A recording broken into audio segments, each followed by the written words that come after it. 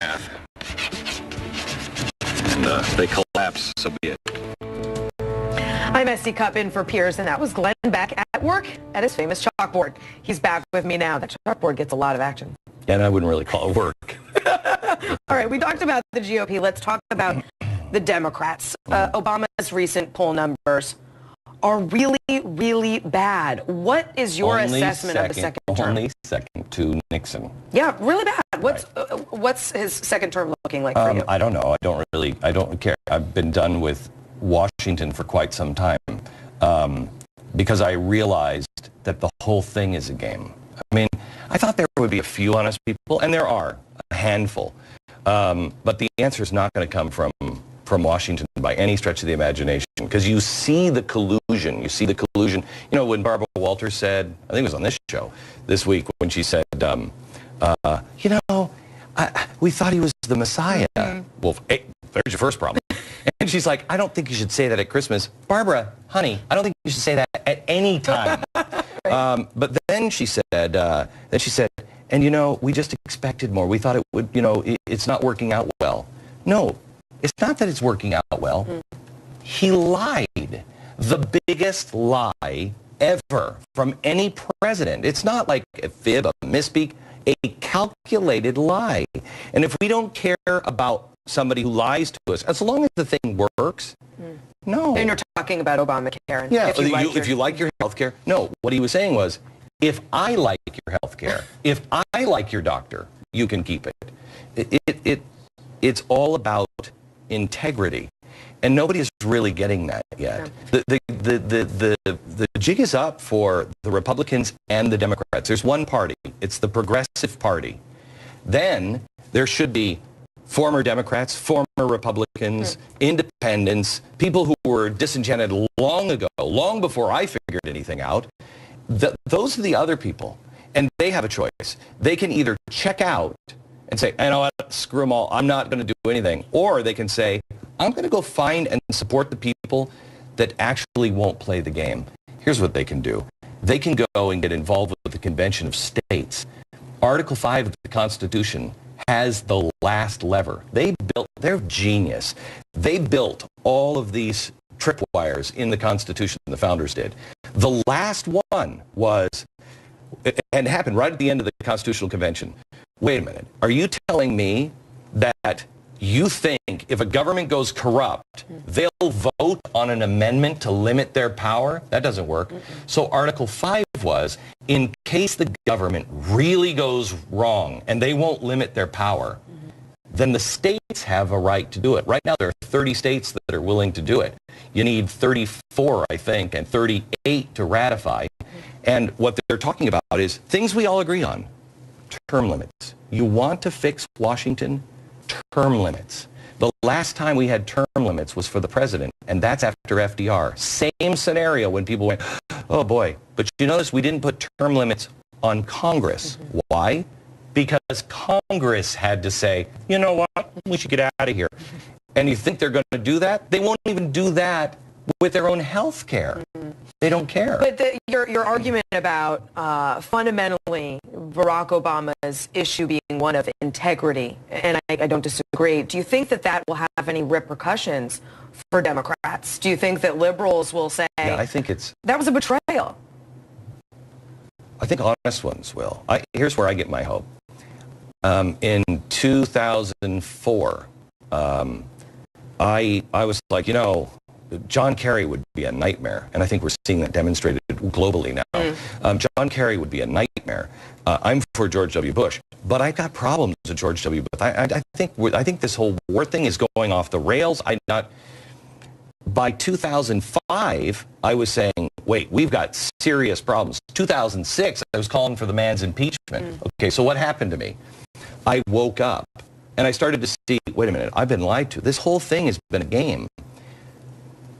The Democrats now have that opportunity, and they're just starting to wake up and go, wait a minute, I don't think this is right. In a year or two, hopefully, they have the same kind of epiphany that the people, the honest people in the GOP have had. Not everybody in the Republican Party has had, and especially those in power. But not everybody, you know, there's a lot of people that still like, Newt Gingrich is my guy.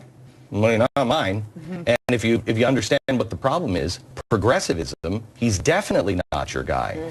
So we still have this opportunity where Republicans, Democrats, and Independents all now are at the same, for different reasons, all come to the same conclusion. Wait a minute, George Washington was right. The problem is the two-party system. They'll begin to collude because they'll be able to vote themselves more money and more power. That's the problem. Well, the Democrats have put forth a number of agenda items, healthcare, immigration, income inequality. They talk about raising the minimum wage. No, they're talking now about having a minimum wage for everybody. That you have a what are they calling it? A min fair. I can't remember what they're calling it. It's a new thing this week. But basically, it's right out of the Soviet Constitution, where everyone is paid by the government, whether you work or not. So you have that standard of living, and then you can make more on top. Excuse me? That's directly from the Soviet Constitution, and that's what we're now talking about that. So we're way off the rails. So what would a conservative solution for income inequality look like? Because you admit that that's a problem. Income inequality is real. It's widened under Obama. Yeah, or no? I think the problem is, again, that those with real money and real power, the George Soroses of the world, have tremendous access and use the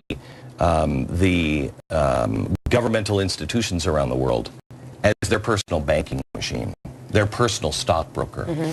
And I've seen this with people. I met a billionaire who is in Texas, and when I moved to Texas, he said, "Come on, I want to take you around Texas and show you some Texas stuff." And I said, "Okay."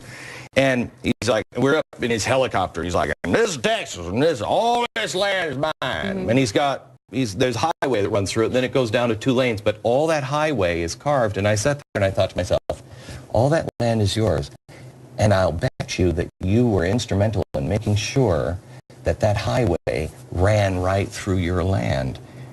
So if you have lots of money, you can use the government for good or ill to be able to make yourself. That's where the rich get richer, the real money. But what about what about the real world, though? If you're a conservative trying to implement policy to affect income inequality, what's an idea? What's one thing conservatives should be talking about?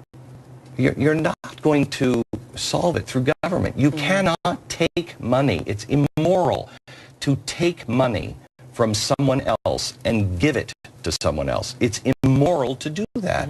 So what you do is you, stop telling people that they are always going to live at that station. You're never going to get out of it. You're never going to do it. Then you stop trapping them in failing schools. So you empower them. You give them the strength and the power of their own to say, you can make it. Here's an idea. The government can buy everybody Booker T. Washington's book, Up from Slavery. Read that one. You think you're trapped? Read that one. How about this one? Read the childhood of Winston Churchill, where his father was a nightmare, thought he was retarded, said, "My boy's retarded." Okay, it's Winston Churchill. Wants to get him away, takes everything from him. Yet Winston Churchill succeeds. Start looking for the people who say, "No, I'm not that. I have a chance. I have a right. I'm going to succeed." And they do. So you look at people like Booker T. Washington or Frederick Douglass, and you empower them. And then you get everybody else out of the way, and you make sure that the people with money do not have more access or clout with power. Everybody is the same. Okay, Glenn, when we come back, I want to talk about your career successes. And let's be honest, some difficult moments. Oh, boy.